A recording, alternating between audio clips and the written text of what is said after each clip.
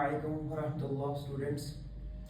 आज का जो टॉपिक है ये क्लास 10th का जो फिजिक्स का पहला चैप्टर है लाइट, उसी का इंट्रो है।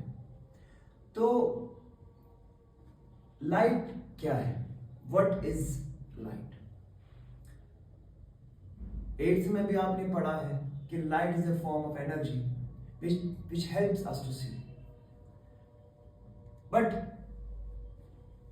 लाइट के रिलेटेड अभी तक बहुत सारी थ्योरीज आई, जैसे न्यूटन ने एक थ्योरी दी थी, कॉर्पस्कुलर थ्योरी ऑफ लाइट, कि light is made up of particles, क्योंकि न्यूटन ने इसको ऑब्जर्व किया था ऐसा। एक चीज आप याद रखेंगे, physics is all about observation. जितना आप ऑब्जर्व करोगे उतनी चीजें जो है, वो रिजल्ट्स जो आपको आएंगे ना, वो चेंज होते जाएंगे।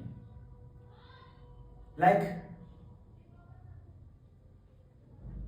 न्यूटन ने कॉर्पस्कुलर थ्योरी ऑफ लाइट में ये दिया कि light is made up of particles known as corpuscles, और कॉर्पस्कुलर थ्योरी ऑफ लाइट जो है, जिसने बताया कि light is a particle, light is made up of particles.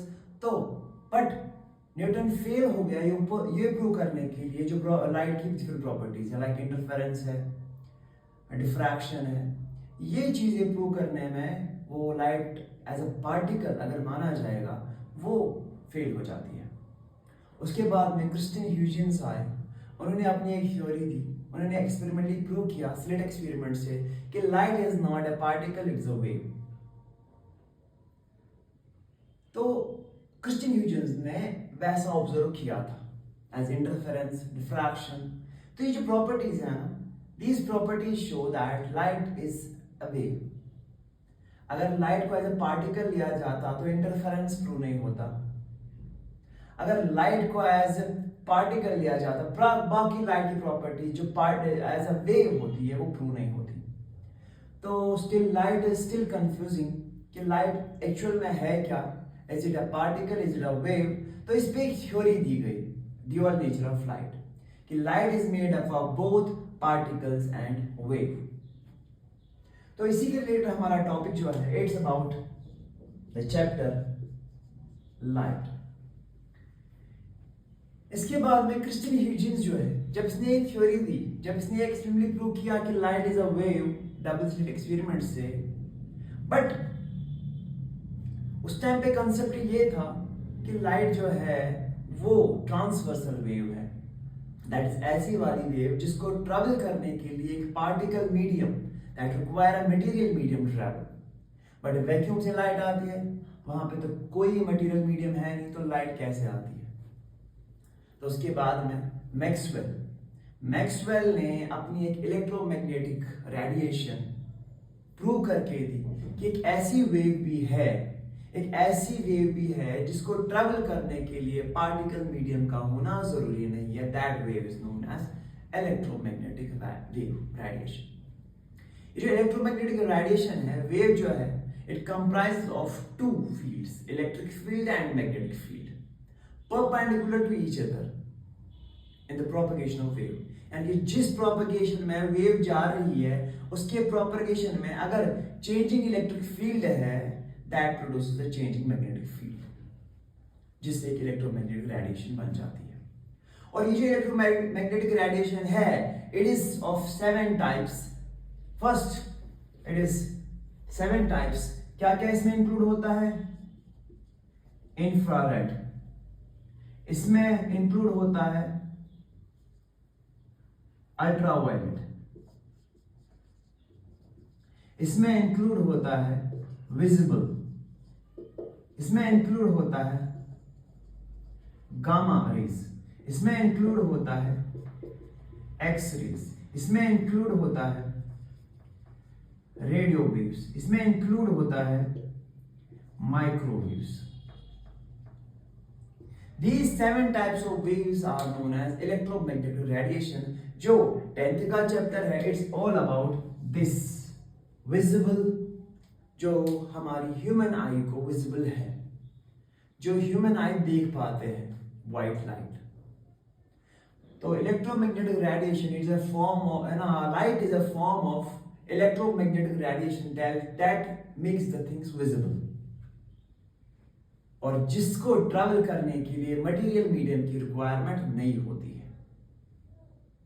अब ये जो लाइट है, as we can say, it takes 3 into 10 raised power 8 meters per second जो टाइम लेता है, जो स्पीड ऑफ लाइट है, जो स्पीड ऑफ लाइट है यानी कि the speed of electromagnetic radiation, जो भी इलेक्ट्रोमैग्नेटिक रेडिएशन है वो इस स्पीड से ट्रैवल करती है 3 into 10 raised power 8 मीटर पर सेकेंड। एंड ये टाइम जो है, स्पीड है, ये आपको पता ही होगा कि जो स्पीड होती है बराबर it's about distance divided by time taken. तो जो distance divided by time taken है इससे हमें स्पीड पता चलती है। And this speed is not for the light, ये लाइट के लिए स्पीड नहीं है, light for us, speed for us. जो स्पीड है, ये जो टाइम है, it exists for us, not for the light. Light के लिए कोई भी टाइम एग्जिस्ट नहीं करता है। एज ये चीज है कि जो स्पीड से ट्रैवल करेगा, जो स्पीड ऑफ लाइट से ट्रैवल करेगा, उसके लिए टाइम डज नॉट एग्जिस्ट। यानी कि जितना जितना आप फास्ट ट्रैवल करोगे, जितनी आपकी स्पीड बढ़ जाएगी, आपके लिए टाइम जो है वो स्लो होता जाएगा। यानी कि कोई भी चीज अगर स्पीड ऑफ लाइट की वजह से ट्रैवल कर रहा है, दैट मीन्स उसके लिए टाइम जो होगा इट विल बी नेग्लिजिबल, यानी कि जीरो होगा, उसके लिए टाइम एग्जिस्ट करता ही नहीं होगा। तो सिंपल में we can say light is a form of electromagnetic radiation that makes the things visible। और लाइट की प्रॉपर्टीज है, लाइट की प्रॉपर्टी ये है, अब इट हैज बोथ, यानी कि वेव नेचर भी है, wave is made of particles, wave जो है it's electromagnetic radiation, and particle जो है इट इज फोटॉन्स। ये जो फोटॉन्स होते हैं, फोटोन पार्टिकल जो है दे आर मासलेस। मासलेस क्या है? रेस्ट मास जो इनका जीरो है, दैट मींस वो रेस्ट पे एग्जिस्ट नहीं करते हैं। Photon always exist in the form of electromagnetic radiation, जिनकी स्पीड ऑफ लाइट है, that is 3 into 10⁸ speed of light. And photon इस स्पीड पर एग्जिस्ट करते हैं, रेस्ट पे एग्जिस्ट नहीं करते हैं। अब तो लाइट में हम कहते हैं light is a form of energy. अब ये एनर्जी कहाँ आती है? क्योंकि हमारे पास एक आइंस्टाइन की थ्योरी है कि energy is equal to mc², यानी कि energy comes from mass. But energy अगर इट कम्स फ्रॉम मास तो यहां पे तो एनर्जी जीरो आ जाएगी, as photons have zero mass. But ये जो आइंस्टाइन की थ्योरी है इज इक्वल टू mc², ये इनकम्प्लीट है। एक्चुअल में थ्योरी जो है it's E is equal to p² c² plus m² c4। And light के लिए हमारे पास जो एनर्जी है it is equal to p² c²। And what is p²? p² is the momentum, और जो मोमेंटम है it comes from the frequency of light. Frequency, frequency means number of oscillations per second, यानी कि एक wave जो है वो कितनी ज्यादा ऑसिलेट करती है एक सेकेंड में, per second frequency, and it depends upon the wavelength. जितनी वेवलेंथ कम होगी फ्रीक्वेंसी ज्यादा होगी, that is frequency is inversely proportional to wavelength. कम वेवलेंथ मींस मोर फ्रीक्वेंसी। तो मैक्सिमम वेवलेंथ जो है it is of red colour, क्योंकि white light is made up of, white light is made up of 7 colours, violet, indigo, blue, green, yellow, orange, red. Red की जो wavelength है it has maximum wavelength, and violet की जो wavelength है it has minimum wavelength. अब अगर wavelength कम है that means frequency ज्यादा होगी, मोर फ्रीक्वेंसी, एंड मैक्सिमम वेवलेंथ है इट हैज लेस फ्रीक्वेंसी। अब ये फ्रीक्वेंसी की वजह से आइंस्टाइन को फोटो इलेक्ट्रिक इफेक्ट पर नोबेल प्राइज मिला था 1921 में, फोटो इलेक्ट्रिक इफेक्ट, जिसमें ये दिखाया कि फोटॉन्स एज अ पार्टिकल है, they can emit electrons from a metal. यानी कि जो भी आप हायर फ्रीक्वेंसी वाली लाइट लाओगे, लाइक अल्ट्रावायलेट, अगर आपने हायर फ्रीक्वेंसी वाली एक कोई स्पेक्ट्रम लाया, एक कोई इलेक्ट्रोमैग्नेटिक रेडिएशन लाई, तो जब आप वो मेटल से टकरा जाएगा, दे कैन इमिट इलेक्ट्रॉन्स, जिस पर सोलर सेल काम करती है।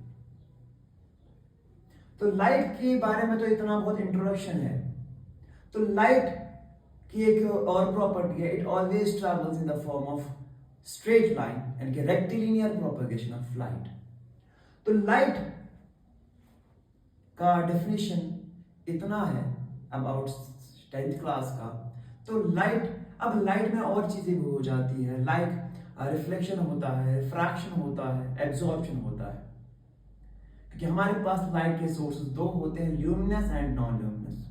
Luminous objects are those objects that have their own light, जिनकी अपनी खुद की लाइट है, like bulb, like sun, like candle, they are all luminous objects. इनसे जब लाइट निकलती है तो वो नॉन ल्यूमिनस ऑब्जेक्ट, यानी कि ऐसे वाले ऑब्जेक्ट जिनसे लाइट रिफ्लेक्ट होती है, जैसे मैं, आपसे लाइट रिफ्लेक्ट होती है, तभी वो चीजें विजिबल हो जाती है।